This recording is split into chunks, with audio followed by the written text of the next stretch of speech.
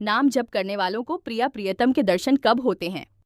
जो मंत्र जाप करने वाले हैं वो आगे चल करके स्वरूप बोध अर्थात सहचरी भाव या गोपी भाव, जो जिस भाव का होता है उसको साक्षात्कार हो जाता है। ये न स्थूल देह है, न सूक्ष्म देह है, न कारण देह है, न यातना देह है, न देव देह है। ये जैसे प्रिया प्रीतम वैसे ही ये भाव देह है, बिल्कुल वैसे चिदानंदमय भाव। ये तब साक्षात्कार हो जाता है उपासक। जो आज आप अभी पीछे सूत्र सुन रहे हैं उनके अनुसार जहां काम नष्ट हुआ और युगल मंत्र निरंतर चल रहा है तो इसी निज मंत्र से स्वरूप बोध हो जाता है। स्वरूप बोध अपना सहचरी स्वरूप से अपने आप का दर्शन अनुभव होने लगता है। फिर वो देखता है परम सुंदर दिव्य वृंदावन। वृंदावन के कदम वृक्ष के नीचे विशाल कदम वृक्ष है, सुंदर चौकी, रत्न सिंहासन विराजमान है और रत्न सिंहासन फूलों से सजाया गया है। बहुत सुंदर छत्र है, कितना सुंदर नवीन नवीन हरित पत्ते और सुगंध छाई हुई कदम्ब के फूल की भौरे मंडरा रहे हैं।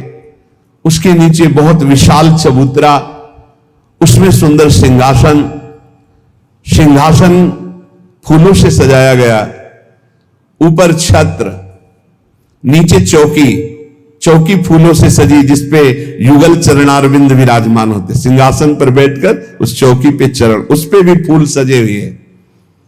प्रिया प्रीतम गलवहियां दिए हुए विराजमान है।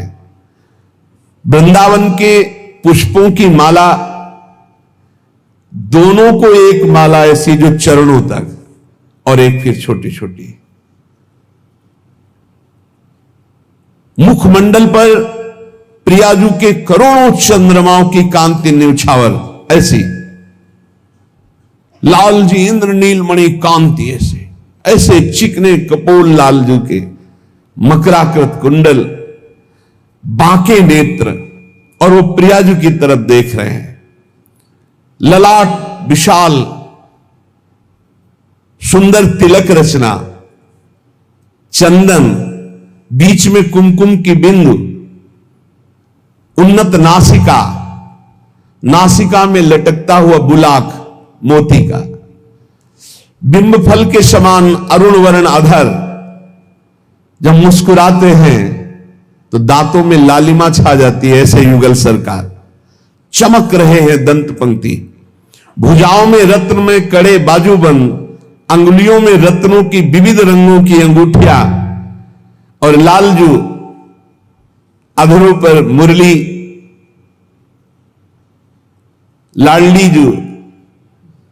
लालजू के कंधे पर बाहु विराजमान किए हुए, लालजू की बड़ी सुंदर अलकावली।